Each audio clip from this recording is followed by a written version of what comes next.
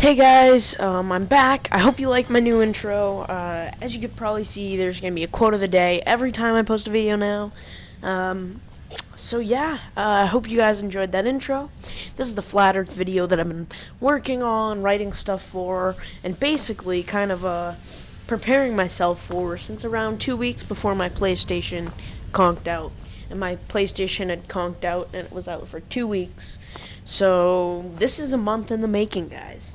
Uh, so first things first, we're going to start by debunking a flat earth model. Okay, so here is a very basic flat earth model. Now, by just looking at this, I hope you can tell that this was created by somebody who is scientifically illiterate.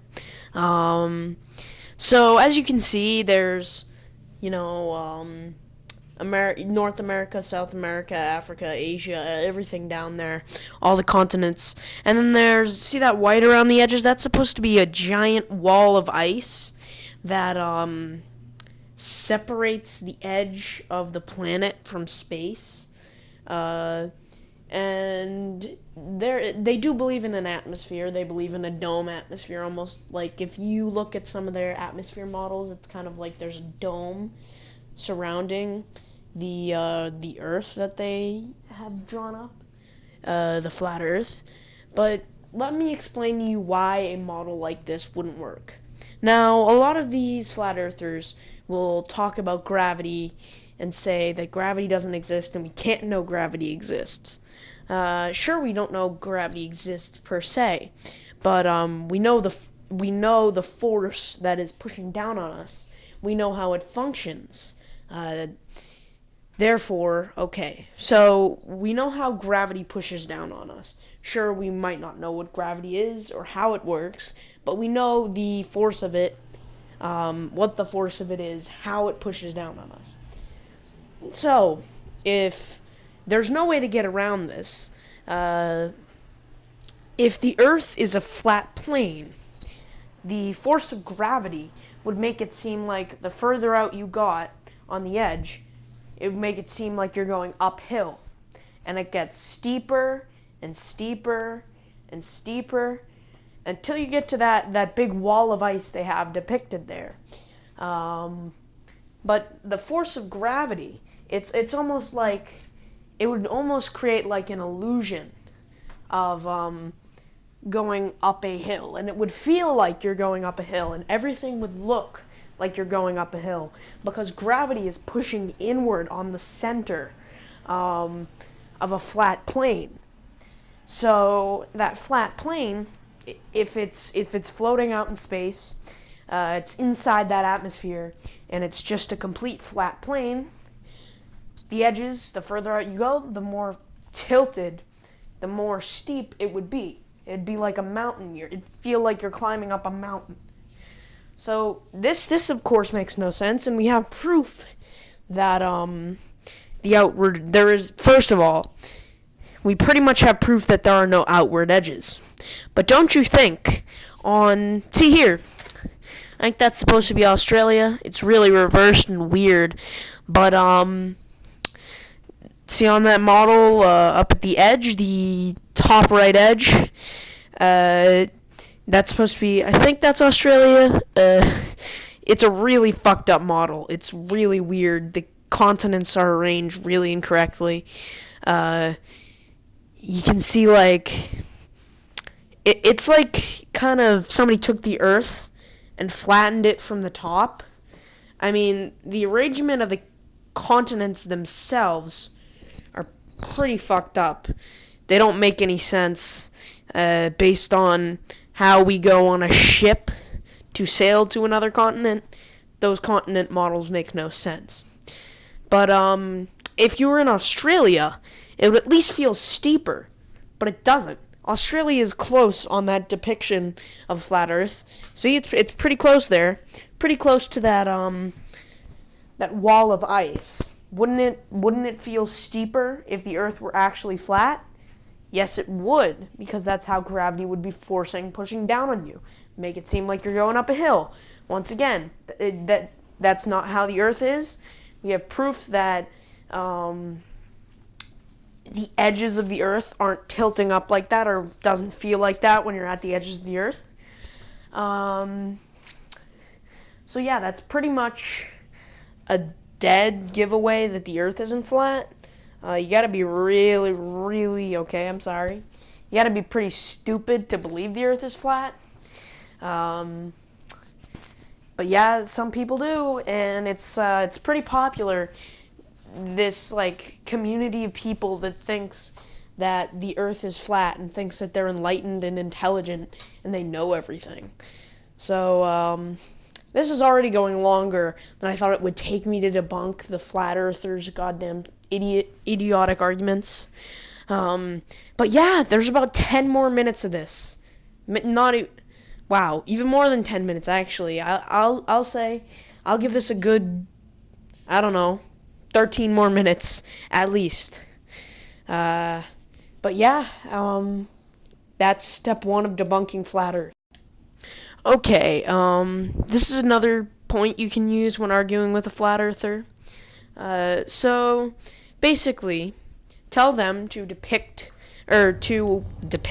to imagine the Earth as, say, a boulder that is 40 meters in diameter. Then, say, there's a single bacteria on that boulder, completely perfectly round boulder, that's 40 meters in diameter. Now, through that small, tiny bacteria's perspective, you can't see the curvature of that perfectly circular, or that perfect sphere boulder.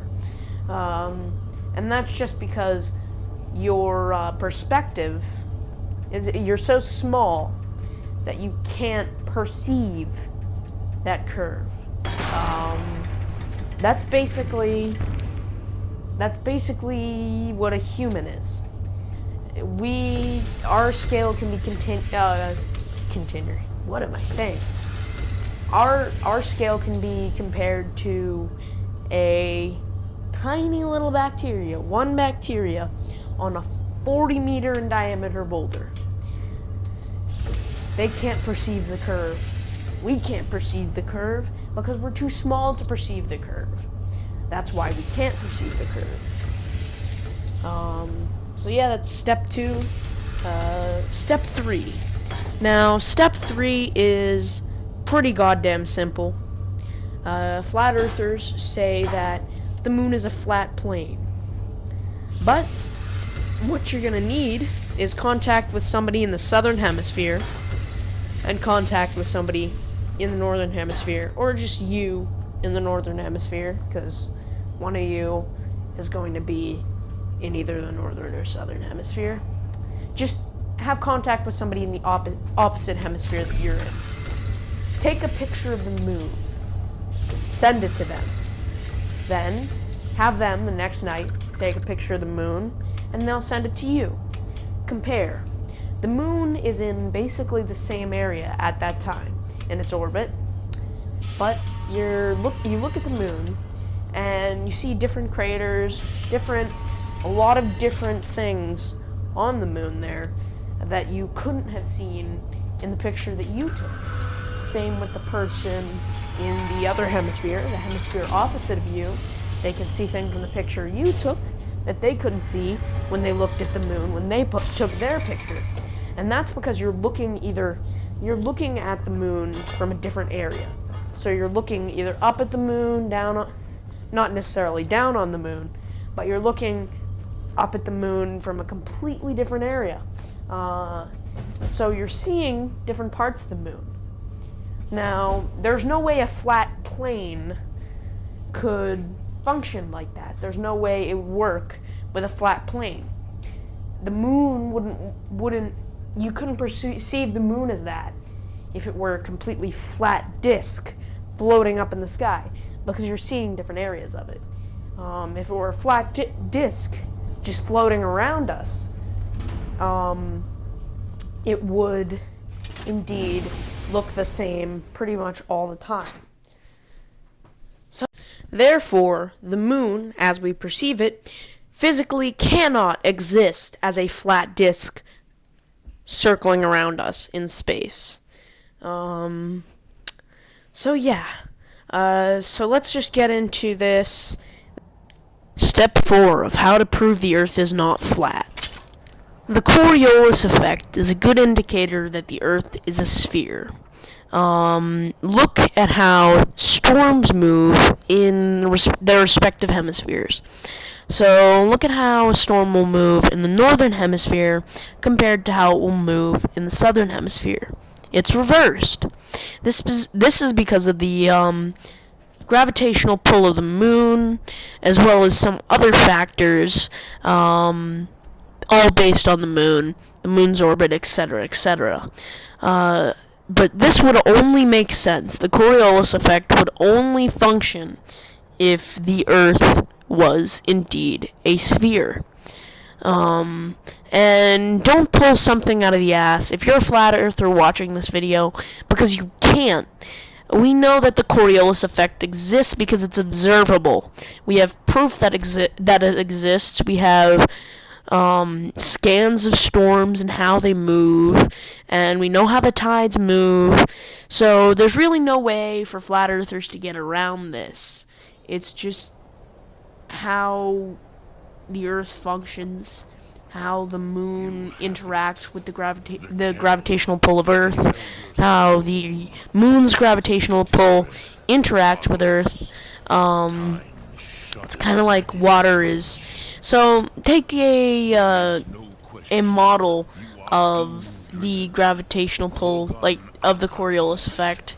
Another thing the Coriolis effect does is so water will kind of stand up on near the north and south pole, or around the edges of Earth, the two top, like around the top of Earth and the bottom of Earth.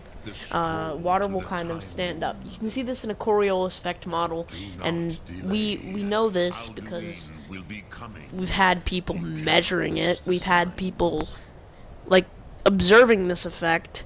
So the moon kind of pulls at the water and makes it stand up off of the surface. And this would only work if the Earth were a sphere, and so it exists. And if it would only work if the Earth was a sphere, then I hate to break it to you, the Earth's a sphere.